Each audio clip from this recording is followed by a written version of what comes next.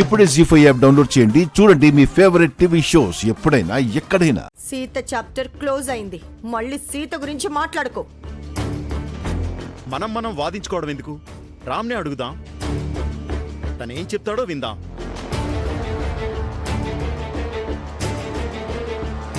ఏదో అడగాలంటున్నారు. మన ఫ్యామిలీ, మన బిజినెస్ ఇప్పుడు నీ చేతుల్లో ఉంది రామ్. నువ్వు తీసుకునే నిర్ణయం మీద మన ఫ్యూచర్ ఆధారపడుంది. దేని గురించి అంటున్నారు పిన్ని? మిథున పెట్టిన కండిషన్ గురించి రామ్. తను ఒక బాంబు పేల్చింది.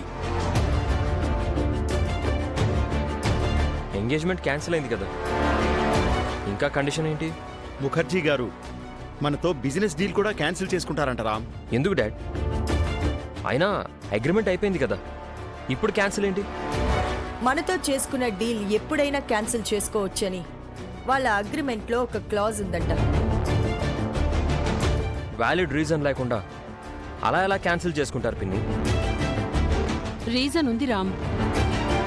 గౌతమ్తో మిథున ఎంగేజ్మెంట్ క్యాన్సిల్ అయింది కదా, ఆ కోపంతో మిథున బిజినెస్ డీల్ క్యాన్సిల్ చేయమంటుందంట.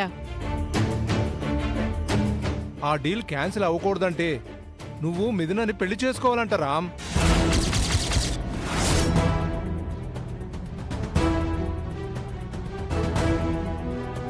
వాట్?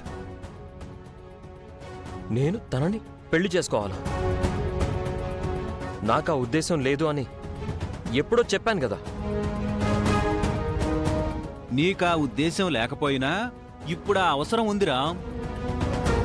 వాళ్లతో సంబంధం లేకపోతే వ్యాపారం కూడా ఉండదు. వ్యాపారం కోసం ఎవరైనా పెళ్లి చేసుకుంటారా మోయ? ఇప్పుడు మానవ సంబంధాలన్నీ ఆర్థిక సంబంధాలే కదా అల్లుడు. సీతకి తప్ప నా జీవితంలో మరో అమ్మాయికి స్థానం లేదు. ఇప్పుడు సీత నీ లైఫ్లో లేదు కదా రామ్. మీ ఇద్దరు విడిపోయారు కదా. అవును రామ్, ఇప్పుడు నీకు సీతకు ఏ సంబంధం లేదు కదా. సీత నీకు దూరమైంది కదా. ఇప్పుడు సీత లేదు కాబట్టి నువ్వు మిథునని పెళ్లి చేసుకుంటే తప్పే ఉంది. ఏం మాట్లాడుతున్నారు బాబాయ్? సీత లేకుండా ఎక్కడికి పోయింది? మేం విడిగా ఉంటున్నాం తప్ప విడాకులు తీసుకుని విడిపోలేదు కదా.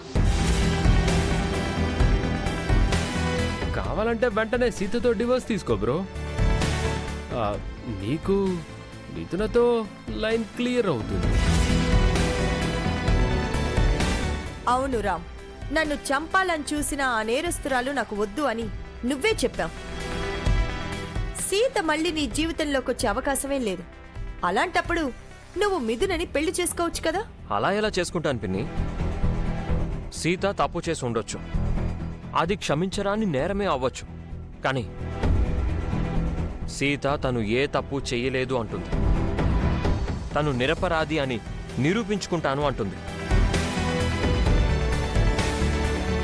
సీత నేరం చేసింది రామ్. తను నిర్దోషిగా నిరూపించుకోలేదు. మళ్ళీ ఇంటికి తిరిగి రాదు. తను ఇంటికి తిరిగి వస్తుందో రాదో నాకు తెలీదు పిన్ని. సీత వచ్చినా రాకపోయినా తను ఎప్పటికీ నా భార్యే. తనని కాదని మరొకరిని పెళ్లి చేసుకోను. శభాష్ అల్లుడు, మగాడిగా సీత మొగుడిగా మాట్లాడావు. నువ్వాగన్నయ్యా. ఒకసారి మేం చెప్పేది వినురా.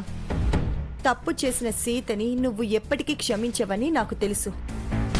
సీత మళ్ళీ తిరిగి రాదు. ఎన్నాళ్ళని ఒంటరిగా ఉంటావు? నీకంటూ ఒక తోడు కావాలి కదా. అవును రామ్, ఇప్పుడు నీకేమంత వయసు అయిందని? ఇంకా నీ వయసు వాళ్ళ కొంతమందికి పెళ్లి కూడా కాలేదు. నీ వల్ల ఈ వంశం నిలబడాలి. నువ్వు పెళ్లి చేసుకొని వారసుల్నివ్వాలి.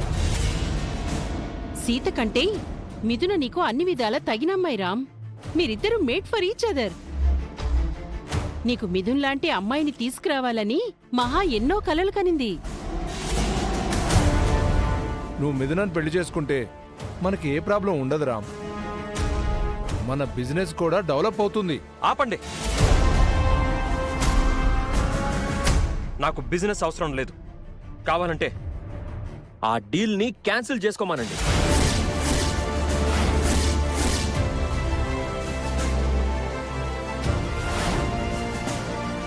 నేను మిథునని పెళ్లి చేసుకునే ప్రసక్తే లేదు. తన కండిషన్కి ఒప్పుకోను.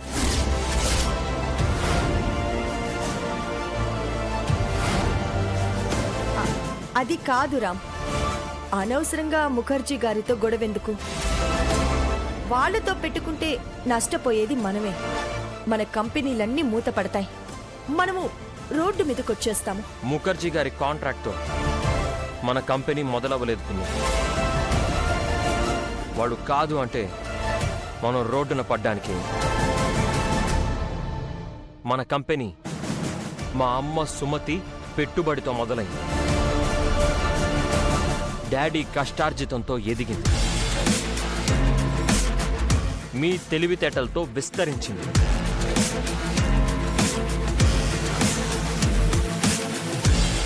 అందుకే చెప్తున్నాం రామ్, అమ్మ పెట్టిన కంపెనీ కొనసాగాలి అంటే నువ్వు ముఖర్జీ గారి లాంటి పెద్దవారి అండ తీసుకోక తప్పదు. ఎవరండాదండా లేకుండానే మనం ఇంత దూరం వచ్చాం. ఇప్పుడు ఎవరో బెదిరిస్తే భయపడతావా? ముఖర్జీ గారు మనకంటే పెద్ద బిజినెస్ మ్యాన్ కావచ్చు, కానీ మనం కూడా తక్కువేమీ కాదు. మన కంపెనీని ఎలా కాపాడుకోవాలో నాకు తెలుసు. కంపెనీ కోసం నా క్యారెక్టర్ని దిగజార్చుకోలేదు. ఆ రాముడికి ఒకటే సీత, నాకు ఒకటే సీత.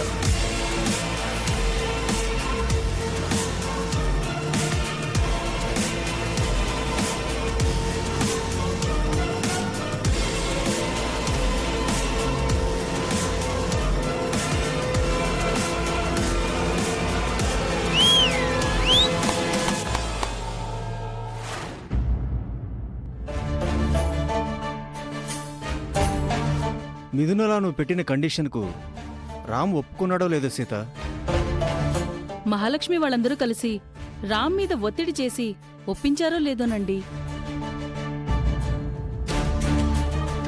మనం ఎంత ఒత్తిడి చేసినా రామ్ ఒప్పుకోలేదు. ఏం చేద్దాం మహా? ముఖర్జీ గారికి ఏం చెప్దాం?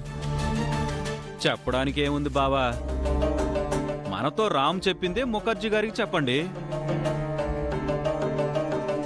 పెళ్లికి రామ్ నో చెప్పాడని తెలిస్తే మిథున ఎలా రియాక్ట్ అవుతుందో.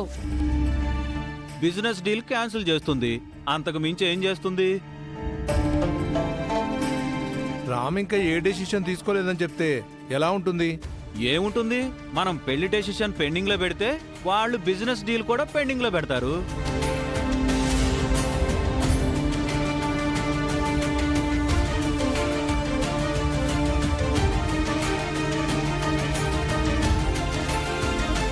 రామ్ అంత ఖచ్చితంగా చెప్పిన తర్వాత మనము డిలే చేయడం వేస్ట్. ఇక్కడ జరిగింది ముఖర్జీ గారితో చెప్పి కొంత టైం అడుగుదాం.